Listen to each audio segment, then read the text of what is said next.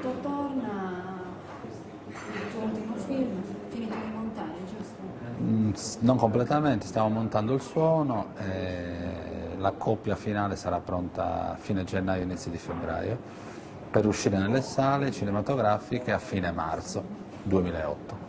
È un giallo, giusto? Un No, giallo particolare? no. Due parole su... Ha, ha dei toni anche di commedia, ha dei toni di thriller, ha dei toni surreali, insomma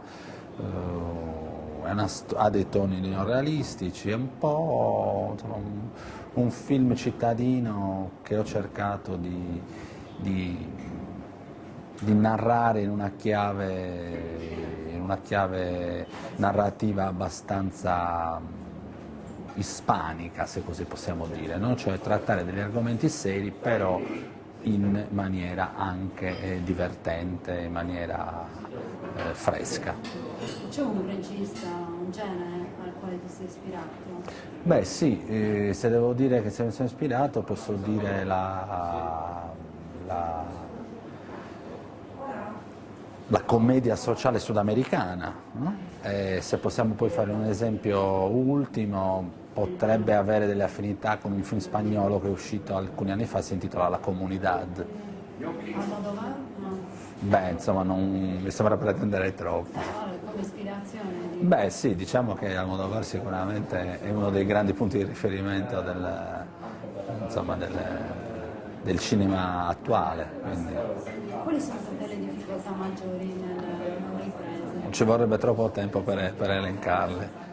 Durante le riprese probabilmente il poco tempo, nel senso che è un film che è stato girato in 7 settimane, però di fatto era un film che doveva essere girato in 8 se non in 9 settimane, quindi questo senso della fretta, del dover fare sempre tutto e poi tanti errori anche tecnici che abbiamo fatto e che ci trovavamo ad affrontare e che quindi ci hanno fatto perdere un po' di tempo, però insomma, tante difficoltà più che errori, poi magari situazioni che al prossimo film non si ripeteranno. Insomma. Il momento più bello durante il set? Il momento più bello durante il set è stato quando c'erano gli spettatori affacciati ai balconi della città di Cagliari, cioè è stato il momento più bello in assoluto, la gente che stava ore e ore a guardare le nostre riprese ci salutava con un applauso finale, come quasi un calore da stadio, questo è stato il momento bellissimo, insomma, non solo alla Marina, dappertutto, è stata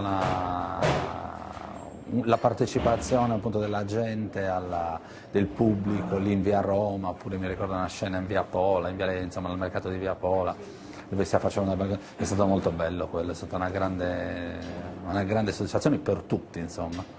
Senti, quanti attori e quante comparse sono coinvolte? Centinaia. Di attori? No, attori ci saranno stati una trentina, quarantina di attori, comparse centinaia, centinaia, se non più di 1000, insomma, tante comunque. E nella troupe quanti sardi c'erano? Allora, nella troupe c'era una buona percentuale di sardi, devo dire che rispetto a quella che è la situazione delle maestranze sarde, la situazione è abbastanza critica, cioè nel senso che in Sardegna adesso come adesso non c'è una professionalità tale da coprire una troupe. Ci sono delle figure professionali che iniziano a prendere contatto con quello che è la difficoltà di un set, però c'è molto da lavorare, nel senso che non siamo proprio assolutamente pronti, c'è bisogno di fare i film per capire cosa vuol dire fare i film, per capire che fare film non vuol dire lavorare 5-6 ore, ma vuol dire lavorarne 10 o 12 ogni giorno senza sosta, e su questo siamo un po' indietro. Poi ci sono state delle figure professionali sarde di altissimo livello che io ho voluto e che volevo e per cui mi sono battuto, ma c'è molto da lavorare. Quali figure? Beh, per esempio la scenografo era sarda, la costumista era sarda, però in Sardegna non ci sono altri macchinisti, capi macchinisti, forse ce n'è qualcuno, noi non lo sapevamo, comunque l'abbiamo portati da fuori. C'è molto da lavorare, insomma, c'è molto da lavorare, mentre c'è grande professionalità dei sardi che sono andati fuori, hanno fatto esperienza e poi sono ritornati, lì sì. tipo per esempio il fonico Piero Fancello, che era sardo, che ha fatto il centro di cinematografia, ha lavorato in Spagna, è un professionista straordinario. E l'aiuto regista chi era? L'aiuto regista era di Roma. Quanto è costato il film? Il film credo che sia costato intorno ai 700.000 euro, la produzione. Puoi distinguere i soggetti che hanno partecipato alla produzione, chi ha partecipato alla produzione? Il finanziamento grosso è stato del Ministero dei Beni Culturali, insomma. Era un film finanziato poi una parte il produttore e poi c'è stato un intervento successivo della Regione Sardegna. Chi è il produttore? Zaroff Film. Senti, il film poi come verrà distribuito? Ci sono già accordi per... Sì, abbiamo già una distribuzione perché fortunatamente abbiamo un fondo per la distribuzione, abbiamo già una società di distribuzione che lo distribuirà, non è una delle top del mercato, ma bisogna anche dire che questi film, se distribuiti in una maniera capillare, cioè se seguiti con cura e amore, stanno avendo un loro spazio, anche se non c'è una Medusa, una Catleya che distribuisce il film, insomma. Quindi lo vedranno in Sardegna? Sì. No, si vedrà sicuramente. Senti, cambiamo argomento, l'ultima domanda. Il cinema italiano, cosa ne pensi? Per te secondo te è in crisi? Che cosa rispondi a certi personaggi come il principe Aliata o Alfredo Fofi che continuano a ripetere provocativamente che il cinema italiano è morto? Beh, in parte hanno ragione da un certo punto di vista, nel senso che io mi rifaccio a una frase di Ugo Pirro che sostiene che gli sceneggiatori in Italia sono finiti da quando non prendono più il tram. In parte è questo. D'altra parte c'è una grossa responsabilità della produzione e distribuzione, perché sembra che i contenuti artistici non debbano essere autoriali, non possano sposarsi con quelli che sono gli intenti commerciali, quindi gli obiettivi, quindi c'è una netta divisione in Italia che non c'è da altre parti. Poi c'è un problema distributivo fatto appunto da quella che è la mafia italiana, la conoscenza, la logica della lobby, di quello fa quello, lo conosco, non lo conosco, eccetera, cioè proprio la difficoltà di contattare e di proporre a chi gestisce la lobby della distribuzione.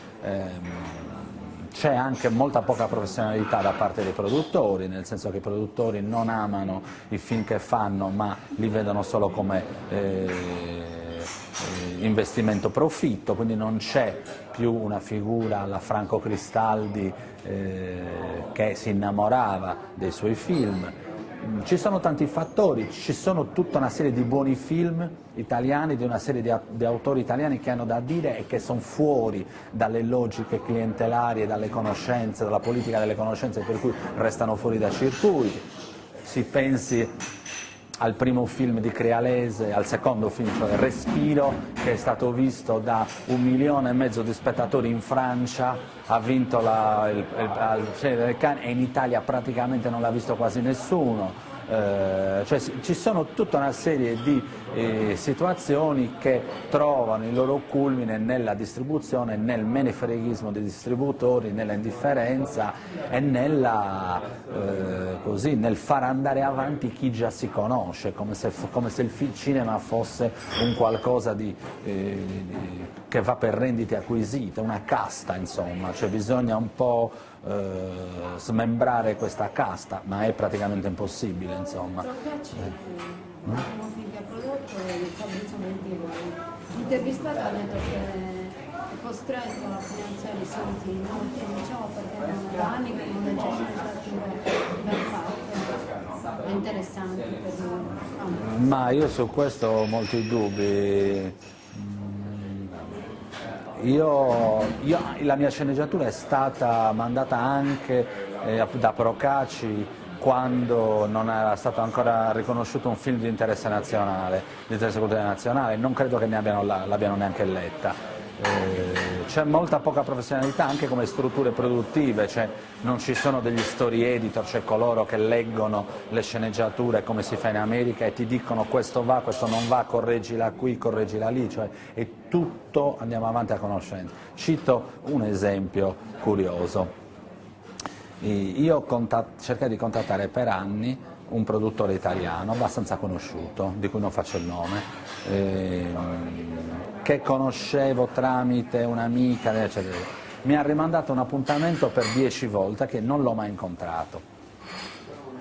Dopo che ho preso il fondo, perché il fondo io poi l'ho preso con la mia società e poi è subentrata a Zaro Film, dopo che ho preso il fondo, questo stesso produttore, che non si ricordava neanche che io l'avessi chiamato per 2 anni, mi cercava quasi tutti i giorni, perché io ero appetibile, avevo 700.000 euro di finanziamento sul piatto, quindi diventava appetibile. Quando io chiesi alla segretaria perché mi cercasse così insistentemente, mi fu detto perché crede in te come autore e regista.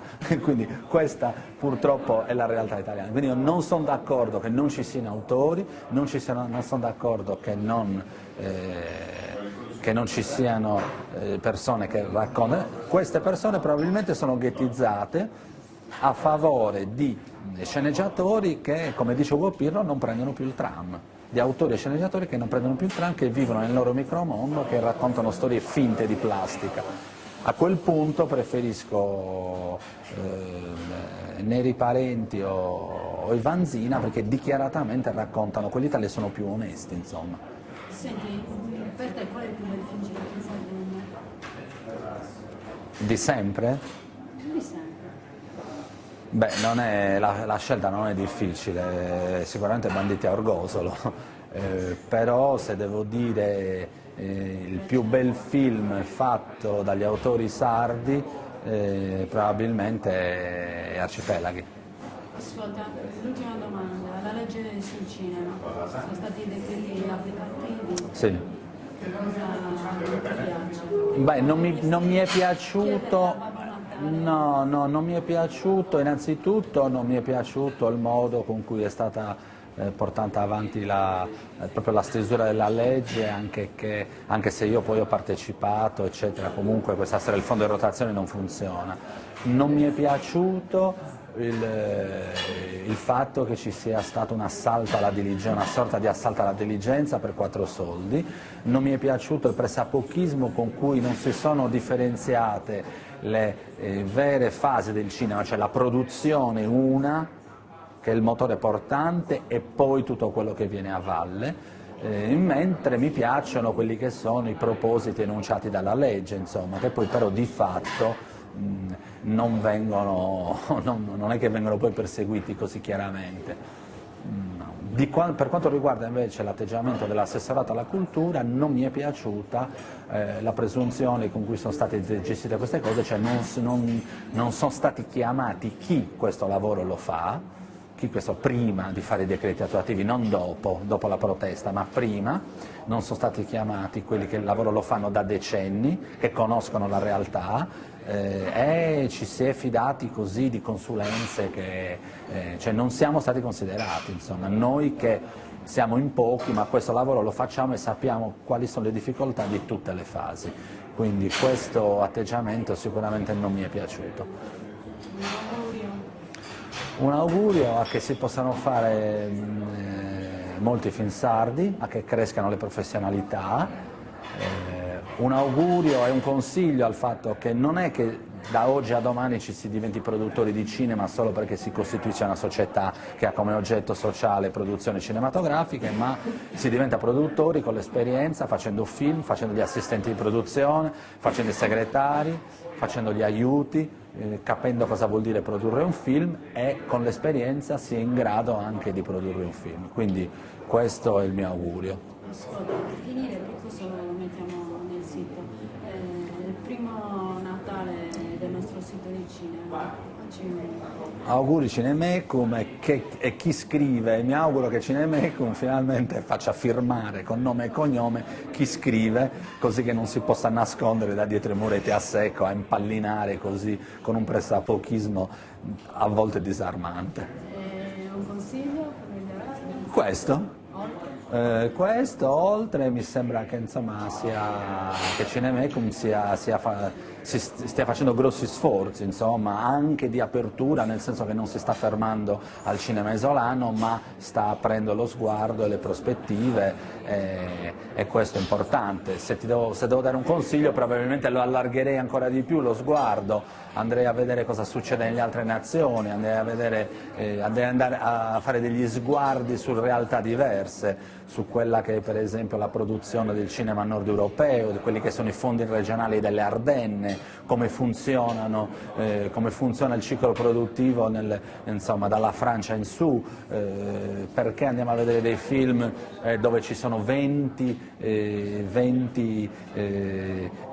enti pubblici, istituzioni interessate. Ho visto l'altro giorno un film inglese a Roma dove c'era il fondo delle Ardenne e poi c'era il Film Found del Lussemburgo, e dico ma com'è possibile, solo noi? Quindi un film inglese, c'era un po' di Belgio, c'era un po' di Francia, c'era un po' di Lussemburgo, solo noi siamo così. Questo vale un discorso italiano, quindi se devo darvi un consiglio andrei a capire come funzionano le realtà che funzionano e che producono cinema uscendo dai confini nazionali. Che possa essere utile per un giornale che parte da qui e poi apre. Sì, è importante per noi, per capire come funziona veramente, per smetterla di essere autoreferenziali, perché con l'autoreferenzialità non si va da nessuna parte, bisogna aprirsi, confrontarsi. Noi dobbiamo fare un cinema ambientato in Sardegna, una cinematografia sarda che si affacci, che racconti la Sardegna all'Europa e al mondo. Non ci vogliamo fermare all'Italia, vogliamo andare